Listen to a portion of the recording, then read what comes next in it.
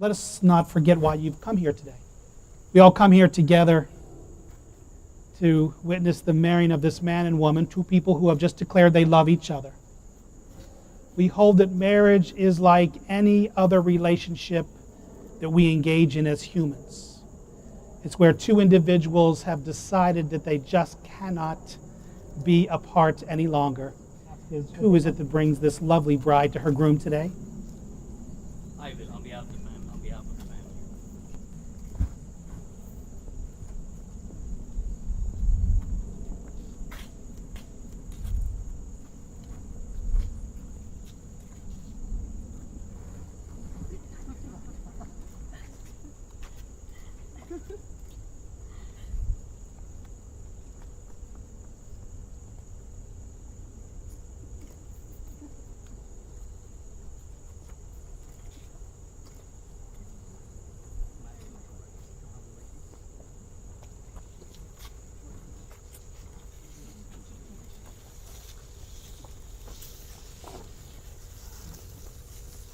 Two lovers standing toe to toe. You know they're feeling a lot. They're equally excited, though, that you all are here today. You know, one of the greatest gifts that you give to them is your time and your attention to witness the exchange of vows so that they can stand here and let you know how much they love each other and how they plan to spend the rest of their lives together. We do this in three parts. The first one is to say a few words about from where they come. They come from families who love them.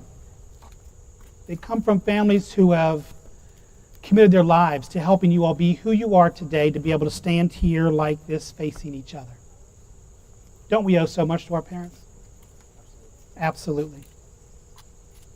Who is it that helped raise this man to be who he is today? Here.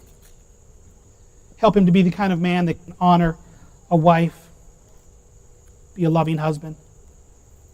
That's because he's watched you two. He's watched you, the whole family. You all have taught him what it means to be an honorable man standing here today. You should be proud. And then for the rest of their time together, their lives together, the time on earth, you guys get to have two to work on. Not just a son, but another daughter as well. So everyone here honors you for your love of your children. And this beautiful woman, same thing. Someone has loved her and cared for her, helped her become who she is. We live in a different world. She needs to be strong without him and stronger with him. You know? And so you all have done great work in helping her be the woman that she wants to be today, standing facing this man. So we honor you all and the entire family for that love. So that's where we've been. Now we get to say a few words about where we are today. So two of you have decided to spend the rest of your lives together, facing the challenges and the blessings of the world. Sometimes you feel like there's more of the former than the latter. But that's what life is. It's challenges. That helps you guys become better at who you are and how you love each other. So we're going to ask first that you make every day an expression of your love, no matter what's going on. When things are going perfect and when they're going just really not so perfect. Love each other. Because if you love each other first, all the rest is just a mere detail. It'll help you face every day in such a loving way. And sometimes you need to not take life so seriously. Some guy named Paul wrote this letter one time, and he was trying to tell some people to straighten up and act right. He said, when I was a child, I spoke like a child. When I became an adult, I put away childish things. Some people think that Paul was telling us to grow up. Oh, no. Because the next line says, and then I couldn't see clearly. Like through a dim lens. But he says, when you let the love come in, then you see face to face. So what he's saying, guys, is don't take life way too seriously. There's time for seriousness, but be lovers. Be lovers. I think that's what God always intends. Is for the two of you just to love each other and not worry about tomorrow. Let tomorrow up to that which created us. So here we stand with the two of you ready to make vows to one another. And one thing I want to say before you exchange those all-important rings and vows is never forget from where you come. Remember that family is the root of who you are. It's what makes you who you are. Yes, you'll combine lives together, have new, exciting journeys and expressions of love, but never forget from where you come, because you can always call back to that. And never be afraid to explore new things and new places. I have a feeling you two won't let that be a problem. And allow each other to be everything they can be. You'll never shadow each other. Never. It's not possible. So be all that you can be and want your spouse to be all that they can be. Help each other grow and to love. Who has the ring for the couple today? Okay. I want you to do something. I want you to patch your flowers up to her. You've got to come with me. I come with you. Oh, who has the ring? Well, I have a ring. Yeah. Okay. I don't. What was that?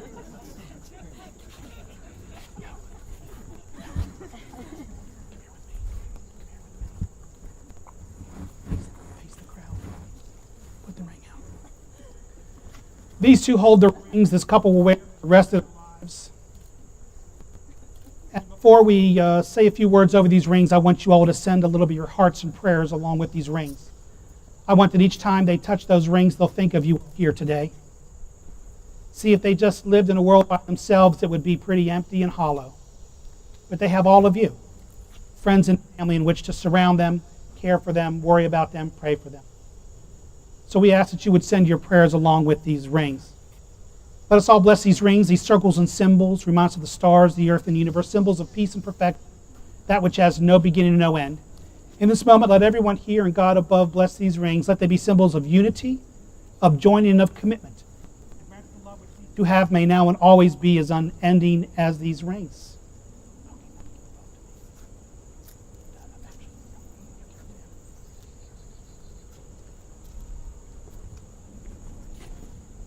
Each of you will take that ring and hold on to it for a moment. Face each other.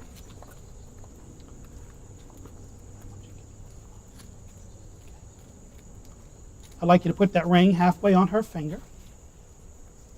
Wrong finger. There you go. You'll get used to which finger it goes on.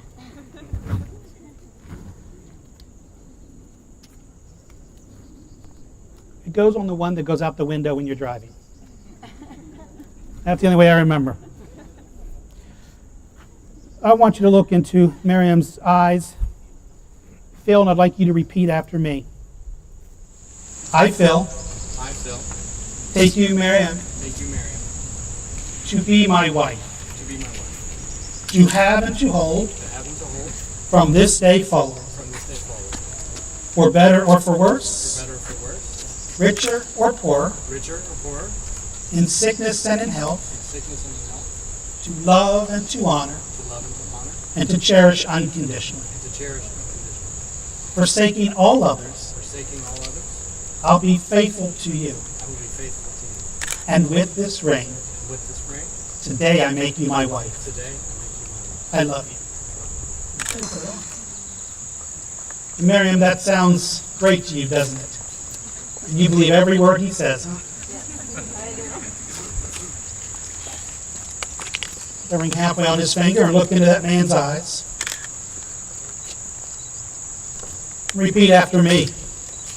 I, Maryam, I, Maryam, take you, Phil, take you, Phil, to be my husband, to be my husband, to have and hold, to have and hold, from this day forward, from this day forward, for better or worse, for better or worse, richer or poorer, richer or poorer, in sickness and in health, in sickness and in health, to love and to honor, to love and to honor, and to cherish unconditionally. and to cherish unconditionally. Forsaking all others, Forsaking all others, I'll be faithful to you too. I'll be faithful to you too. And with this ring, And with this ring, today I make you my husband. today I make you my husband. And Phil, you believe every word she says, don't you? Absolutely. I would like today not to be the only time you say those words to each other. Honey, would you pass the bread? And by the way, I love you for better, for worse. Honey, I'd like to buy this thing. I love you for richer, for poor. So there they stand. They've exchanged those rings. I want to mention one more thing that Miss Elizabeth Barrett Browning said in her sonnets to the Portuguese. You all know the beginning of this poem, but you may not know the line I want to point out. She says, "How do I love thee? Let me count the ways. I love thee to the height and breadth my soul can reach when feeling out of sight for the ends of being in ideal grace." And then she says this, "I love thee by every day's most quiet need." That's lovers. That's lovers. They notice the littlest things in each other. He'll notice when she just needs a hug. He doesn't have to know the words. Sometimes words get in the way. She just wants to be held close at times. And sometimes you can tell how he's feeling kind of by the way he closes the door, right? That's how us guys communicate. And you don't have to have the knowledge of the words or what's going on in his head. You just need to pull your man close. It is the presence of lovers which means everything to us. And I believe that just as all the stars in the heavens were hung by God above, that tonight they shine a little brighter for you all. Because when two lovers accept each other as husband and wife, they make the whole world a better place. Not just their lives, but everyone they touch. And lastly, I'm going to ask that you do this. That you do this. You never know when someone may be in your presence that is struggling in their own life with their own lover. And just by being around you two, the way you love each other will inspire them to go home and say, "Hey, honey, let's do it like them two." They love each other. They speak kindly of each other. They invite people to their table when they're hungry. So be that. Be the example of what a loving relationship can be. Because wouldn't it be great to know that you helped improve someone else's love affair and marriage? It's got to be a great thing to know that you've done. So, does everyone here today bless the marriage of these two?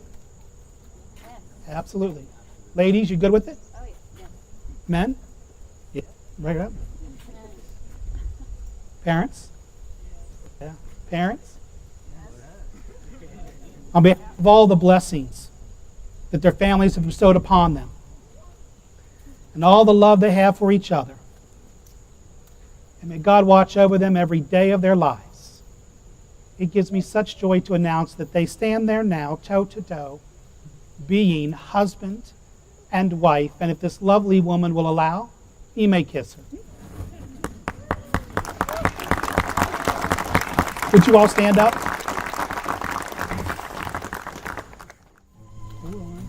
Let's give them another hand as they go out as husband and wife.